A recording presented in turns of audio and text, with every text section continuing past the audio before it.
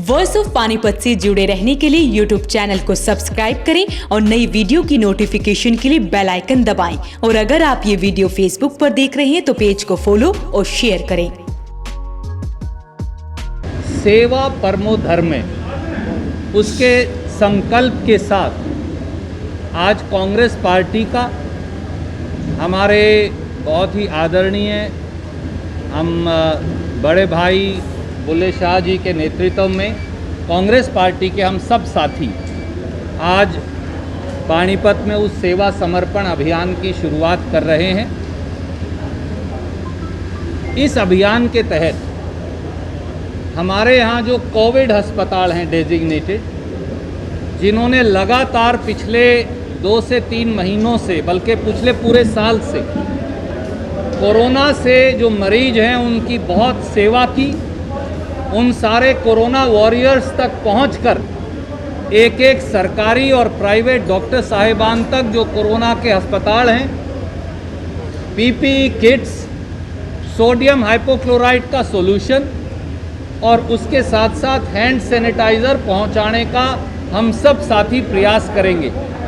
ये किसी व्यक्ति विशेष का कार्यक्रम नहीं, ना ये मेरा कार्यक्रम है, ना ये अकेले बुल्ले शाह जी का है, ये हम सबका कांग्रेस पार्टी का साझा एक प्रयास है जो आज जिसकी आज शुरुआत पानीपत की इस पवित्र धरती से हम सब सारे साथी मिलकर कर रहे हैं। अब तक इस अभियान में, सेवा समर्पण अभियान में, फतेहाबाद जिला, हिसार जिले से उकलाना और बरवाड़ा, पूरा जींद जिला, पूरा कैथल जिला, पूरा कुरुक्षेत्र जिला, करनाल में असंध, इंदरी, नीलोखेड़ी, नीसंग और तरावड़ी, और आज वापसी में जो हमारा एक और छोटा सा कस्बा बच गया घरौंडा, आज वो भी आज संपूर्ण हो जाएगा।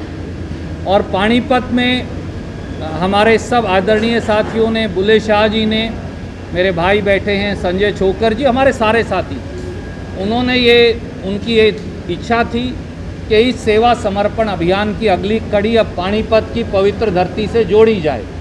एक तरफ कांग्रेस पार्टी सेवा भाव से सेवा में लगी है, दूसरी तरफ खट्टर सरकार की गुमशुदगी के पर्चे लगे हैं। हरियाणा में ना शासन है ना प्रशासन है। हरियाणा में भाजपा जजप्पा सरकार नाम की कोई चीज़ बची नहीं। भाजपा के सांसद, भाजपा के मंत्री, जजप्पा के मंत्री, भाजपा जजप्पा के विधायक गुम हैं। कई तो ऐसे सांसद हैं इस इलाके से, गांव में उनकी गुमशुदगी के पर्चे लगे हुए हैं। कली गुप्ता जी मुझे बता रहे थे। ये हालात आज पहुंच गई और मुख्यमंत्री और उप मुख्यमंत्री दोनों ही कोरोना महामारी के विकराल रूप को लेकर पूरी तरह से उदासीन हैं। हरियाणा की 2.5 करोड़ जनता की ओर से आदरणीय मनोहर लाल खट्टर साहब से और दुष्यंत चौटाला जी से हमारे कुछ प्रमुख सवाल हैं जो आपके माध्यम से आज इस ऐतिहासिक धरती पर मैं रखना चाहूँगा। पहला सवाल, हरियाणा के गांव और कस्बों में कोरोना महामारी का कहर जारी है और विकराल रूप धारण कर चुका है, पर ना RT-PCR टेस्टिंग है, ना ऑक्सीजन है, ना जीवन रक्षक दवाई है। और सबसे बड़ी बात यह है कि खट्टर सरकार खुद की आंख पर भी पट्टी बांध रही है और हरियाणा की जनता की आंख पर पट्टी बांध कोरोना संक्रमण के बारे हरियाणा की जनता की ज़िंदगी से खिलवाड़ कर रही है। उसका सबसे ज्वलंत उदाहरण ये है कि हरियाणा में RT-PCR टेस्टिंग से कोरोना संक्रमण की दर 11 या 12% पाई गई, पर जो एंटीजन टेस्ट जो हम सब जानते हैं जो सही टेस्ट नहीं है, उसमें कोरोना संक्रमण की दर मात्र 6% है। जो हेल्थ बुलेटिन हरियाणा सरकार जारी करती है उसमें से RT-PCR टेस्टिंग की संक्रमण दर को गायब ही कर दिया गया और एंटीजन टेस्टिंग के आधार पर कम कोरोना संक्रमण खट्टर सरकार दिखा रही है। क्या साबित कर रहे हैं मुख्यमंत्री जी आप? झूठे आंकड़े पेश कर संक्रमण और मौत के, क्या आप हरियाणा की जनता को इस संक्रमण के अंदर नहीं धकेल रहे? इसका जवाब दें। आप पत्रकार साथी गवाह हैं। कोई ऐसा गांव पानीपत, करनाल, कुरुक्षेत्र, यमुनानगर का देख लीजिए जहां कोरोना से 1, 2, 4, 5 मौत ना हुई हो, परंतु सरकार सारे आंकड़े को छुपा लेती है। तो जिंदगी से खिलवाड़ क्यों? दूसरा सवाल जो हमारा है खट्टर साहब से, वो ये है कि हरियाणा में ब्लैक फंगस जो कोरोना से आई हुई बीमारी है वो एक विकराल रूप धारण कर चुकी है। आज की खबर ये है कि हरियाणा की पूर्व स्वास्थ्य मंत्री कमला वर्मा जी, उन तक को ब्लैक फंगस का इंजेक्शन मुहैया करवाने में सरकार फेल है। जब इस प्रदेश की पूर्व स्वास्थ्य मंत्री को ब्लैक फंगस का इंजेक्शन नहीं मिल रहा, जब किसी मेडिकल कॉलेज में ब्लैक फंगस का इंजेक्शन है ही नहीं, पानीपत और करनाल और कुरुक्षेत्र के बीच में एक ही मेडिकल कॉलेज है, वो मुख्यमंत्री के हलके में है, कल्पना चावला मेडिकल कॉलेज, उसमें कोई ब्लैक फंगस का इंजेक्शन नहीं। रोहतक मेडिकल कॉलेज में ब्लैक फंगस का इंजेक्शन नहीं। 4 डोज एक दिन में लगाना अनिवार्य है। खट्टर साहब ने आदेश दिया 2 ही डोज लगाए जाए। आप मुझे बताइए, इससे आप मरीजों को खतरे में धकेल रहे हैं या लोगों की ज़िंदगी से खिलवाड़ कर रहे हैं या नहीं? आपको भूख लगी हो, मैं आपको रोटी का एक टुकड़ा दूं और कहूं कि भैया बस अब बोल दो मेरा पेट भर गया। भूख तो 4 रोटी की लगी है। तो किस प्रकार से 4 डोज के बगैर ब्लैक फंगस का इलाज होगा? तीसरा सवाल, कोरोना से निपटने का एक ही इलाज है, वो है वैक्सीनेशन, वैक्सीनेशन, वैक्सीनेशन, और कोई इलाज नहीं। कल 30 तारीख को खट्टर साहब ने ये सार्वजनिक तौर से स्वीकार लिया कि वो जानबूझकर इंजेक्शन ही नहीं लगा रहे, वैक्सीन, टीका लगा ही नहीं रहे कोरोना निरोधक। कहते हैं कि हम तो धीरे धीरे लगाएंगे। खट्टर साहब, अगर आप धीरे धीरे टीका लगाओगे तो हरियाणा के लोग कोरोना संक्रमण से ग्रस्त हो जाएंगे। ये पाप है, ये अपराध है जो आप कर रहे हैं। और अगर मुख्यमंत्री के नेतृत्व में सरकार सुनियोजित तरीके से ये अपराध करेगी तो हरियाणा की लोगों की ज़िंदगी की रक्षा कौन करेगा? और आज वैक्सीन की हालत ये है कि 10 जिलों के अंदर कोई वैक्सीन नहीं, समेत पानीपत जिले के 5 जिलों में केवल 1000 डोज वैक्सीन की है, यानी 500 लोगों को ही लग सकती है। 15 जिलों में वैक्सीन न के बराबर है या ख़त्म हो गई। इस गति से 7 साल लगेंगे, 8 साल लगेंगे हरियाणा के लोगों को वैक्सीन देने में। पर कोरोना की तीसरी लहर तो दिसंबर तक आ जाएगी, तो हरियाणा के लोगों की ज़िंदगी की सुरक्षा कैसे होगी? चौथी बात, हरियाणा में ऑक्सीजन का भारी संकट है। 2 महीने में जिस प्रकार से ऑक्सीजन का संकट हमने देखा वो कभी नहीं हुआ। हरियाणा में इस ऑक्सीजन संकट का इलाज करने में खट्टर सरकार फेल क्यों साबित हुई? 5वीं बात, पहली बार हरियाणा के इतिहास में ये हुआ होगा, मैं बुल्ले शाह जी को बता रहा था रास्ते में, कि कोविड का अस्पताल कौन उपचार करेगा, इसका निर्णय भी सरकार ने अपने हाथ में ले लिया। कोविड अस्पताल बनाने का लाइसेंस सरकार देती है। क्यों? कल को खुदा ना खास्ता, ये संजय भाई यहाँ बैठे हैं, गुप्ता जी यहाँ बैठे हैं, किसी की हड्डी टूट जाए, वो जाए डॉक्टर के पास, तो डॉक्टर कहेगा नहीं मैं खट्टर साहब से हड्डी का इलाज करने का लाइसेंस लाऊंगा फिर तेरा इलाज करूंगा। क्यों? फिर MBBS की डिग्री किस लिए है? MD की डिग्री किस लिए है? आपको प्रोटोकॉल बनाना चाहिए था कि अगर कोविड का इलाज करना कोई डॉक्टर भी कर सकता है, आप उसका अलग विंग बनाइए अस्पताल में, अलग डॉक्टर रखिए, अलग पैरामेडिक रखिए, अलग ऑक्सीजन का इंतज़ाम रखिए, उसकी वेस्ट का अलग इंतज़ाम करिए। अगर सारे डॉक्टर इलाज करते हरियाणा के प्राइवेट और सरकारी, तो कोरोना से हरियाणा की हज़ारों जिंदगियां बचाई जा सकती थी। इसके लिए अगर खट्टर साहब दोषी नहीं तो कौन है? एक और बात है, हरियाणा में ब्लैक फंगस का इंजेक्शन ब्लैक में मिलता है। हरियाणा में टोसिलाज़ोम का इंजेक्शन ब्लैक में बिकता है। हरियाणा में आइवरमेक्टिन का इंजेक्शन ब्लैक में बिका। रेमडेसिवियर के इंजेक्शन के लिए तो पानीपत के लोग, हरियाणा के लोग दर दर की ठोकरें खाते रहे। 30-30 हज़ार रुपये में बिका, पर सरकार नहीं दे पाई। ऐसा क्यों कि जीवन रक्षक दवाएं गुम हैं? और आखिरी सवाल, हरियाणा में जीवन रक्षक दवाएं गुल और शराब की सप्लाई फुल। आप पत्रकार साथी गवाह हैं, मैं आपके ऊपर छोड़ता हूं। पूरे हरियाणा में पिछले 2 महीने में शराब के ठेके से, पिछले दरवाजे से शराब की सप्लाई जारी रही। ये खट्टर साहब और दुष्यंत चौटाला जी के संरक्षण में हुआ। 300 रुपए की शराब 600 रुपए में बिकी, 600 वाली 1200 में बिकी, 1200 वाली 1800 रुपए में बिकी। ये नाजायज बिक्री और पैसा किसकी जेब में गया? और आज ही खुलासा हुआ है कि झज्जर में जो डिस्टिलरी है, शराब की फैक्ट्री है, वहां से नकली होलोग्राम पकड़े गए हैं। एक होलोग्राम में जो टैक्स लगता है वो 150 रुपया बोतल है। कितनी करोड़ों बोतलें निकली जिनमें नकली होलोग्राम लग के बिक गई। उससे राजस्व को कितनी हानि हुई, चूना हुआ। वो सारा पैसा कोरोना से जान बचाने में हरियाणा की जनता का था, वो किसकी माफिया की जेब में गया? 1 साल में 3 शराब घोटाले हरियाणा में हुए। पिछली बार भी याद करिए, मैंने 1.5 करोड़ शराब की बोतलें फर्जी पकड़ी गई हैं, ये खुलासा किया था। खट्टर साहब ने जांच रिपोर्ट बिठाई थी, वादा किया था पत्रकारों से कि 10 दिन में नतीजा निकलेगा। खट्टर साहब, अब तो 10 महीने निकल गए। वो रिपोर्ट कहाँ दबी हुई है?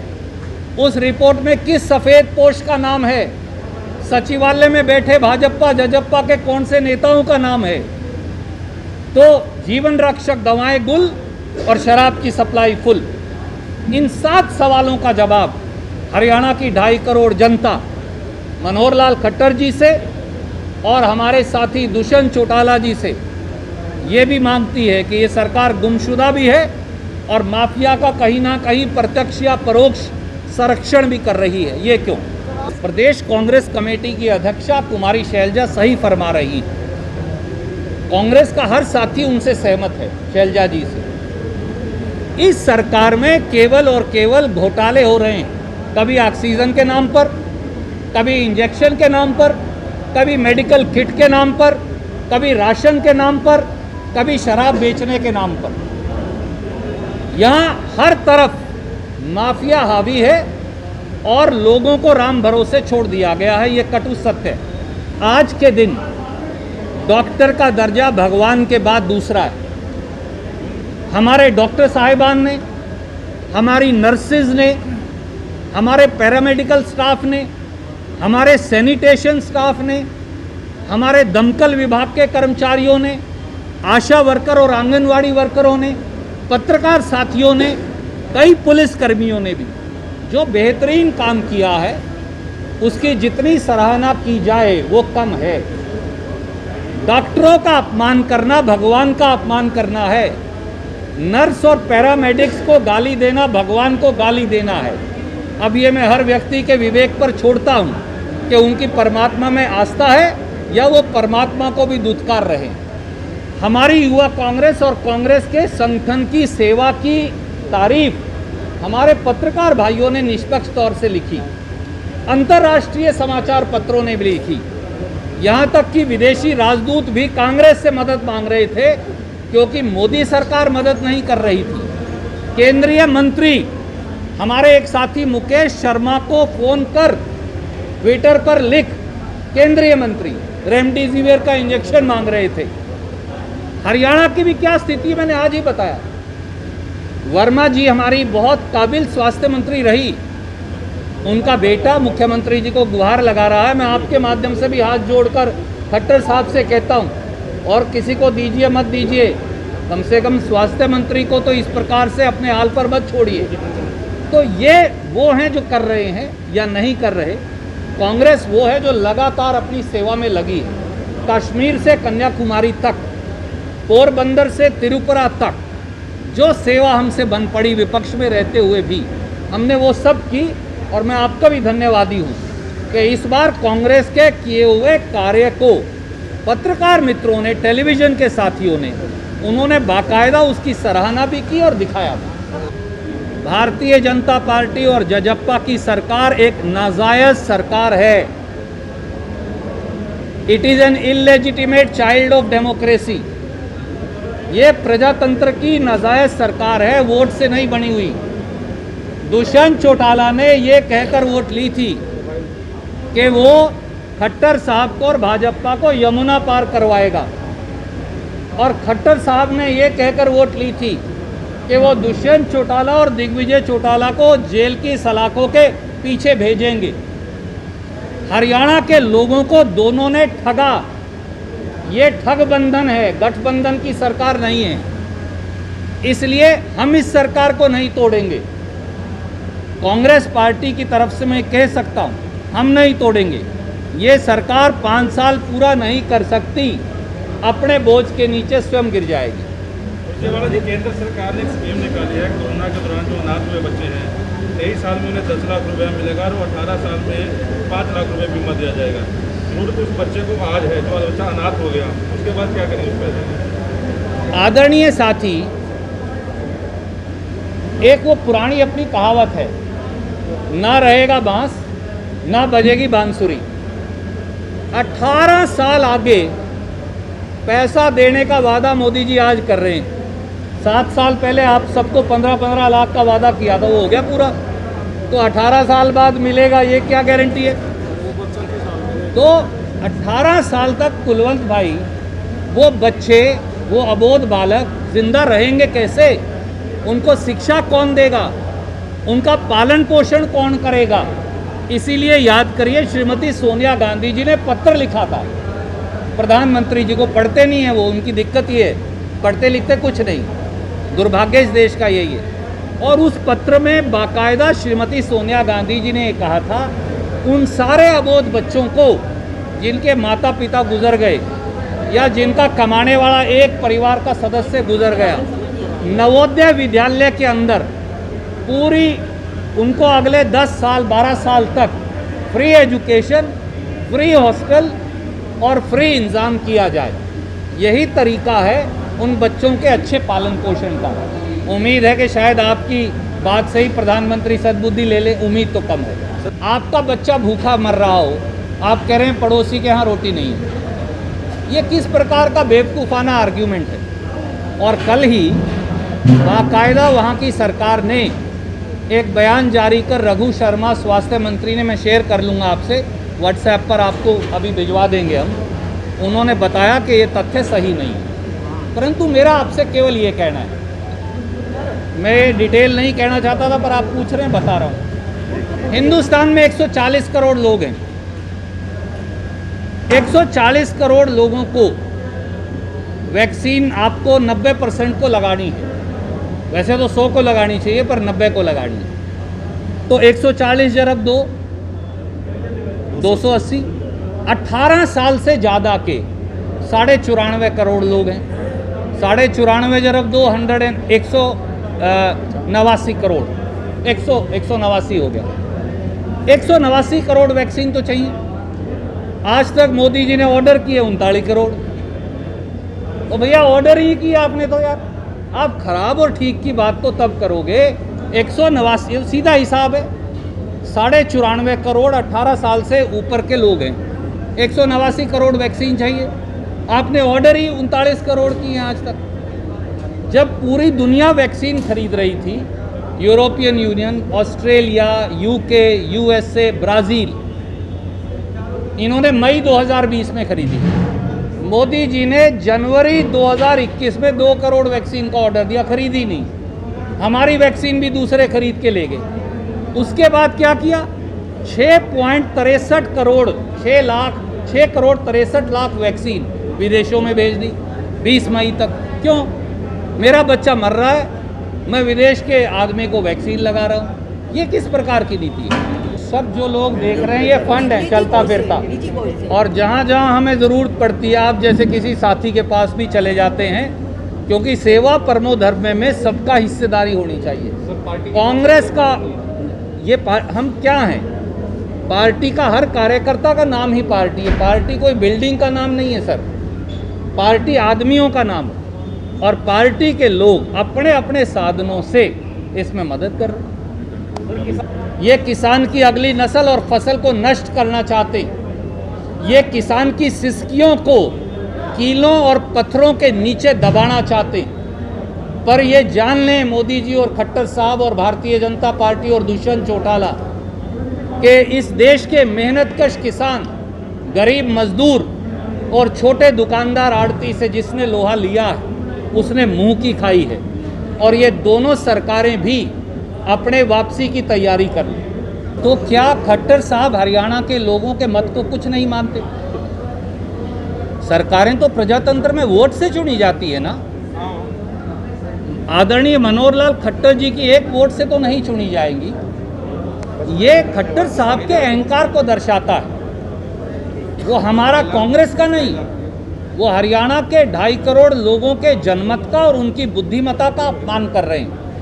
मुख्यमंत्री जी मेरे बुजुर्ग हैं, मैं उन्हें हाथ जोड़कर कहूँगा कि देखिए अहंकार इस हिंदुस्तान में कभी किसी का बचा नहीं।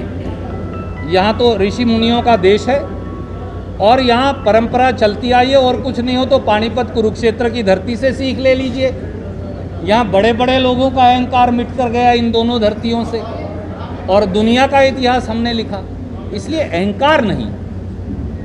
आपको अच्छा सुझाव अगर कोई दें, वो चाहे विपक्ष के नेता हों या कोई आम साधारण व्यक्ति हो या पत्रकार हो, बजाय उन पर गुस्सा करने के अहंकार छोड़कर सही मन से उनकी बात सुनिए और उसे मानने का प्रयास कीजिए। हमने देखा कि गुड़गांव के अस्पताल तो पानी के अंदर तैरता मिला और वहाँ एक सिंगल मरीज नहीं था। मुख्यमंत्री जी के जाने के फौरन बाद ही सारे ऑक्सीजन कंसंट्रेटर, सारी ऑक्सीजन बेड की चद्दर, डॉक्टर, पैरामेडिक्स, नर्स सब भाग गए। तो क्या मुख्यमंत्री का काम लोगों को बहकाना है, फोटो खिंचवाना है, इमेज मैनेजमेंट करना है या कोरोना में सेवा करना है? हिसार में उन्होंने जिद की, किसानों से को उत्तेजित करने का प्रयास किया। हिसार में अगले दिन जब पत्रकार साथी गए उस अस्पताल में, तो वहाँ दांतों का डॉक्टर कोरोना का इलाज करते मिला। आप मुझे बताइए, दांत के डॉक्टर से कोरोना का इलाज करवाएंगे तो मरीज बचेगा कैसे? तो इसलिए कम से कम हमें आज सार्थक प्रयास करना चाहिए एक दूसरे, बजाय इस प्रकार की फोटो अपॉर्चुनिटी। बहुत सारी संस्थाएं हैं, समाज सेवी संस्थाएं हैं, दूसरी संस्थाएं हैं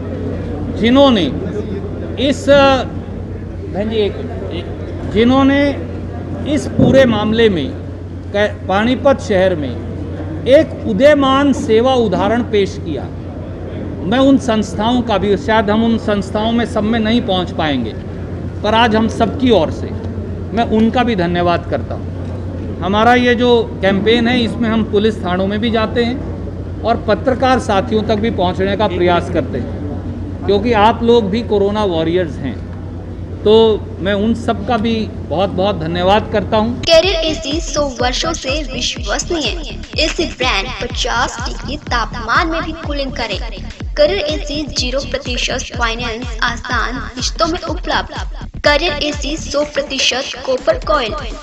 कैरियर एसी चलता जाए सालों साल। कूलर ही कूलर, एएसएम कूलर हर घर की पसंद। 100% कॉपर मोटर में एएसएम कूलर कूलिंग में number 1। Balaji electronic near Federal bank, GT road, Panipat. 98122145।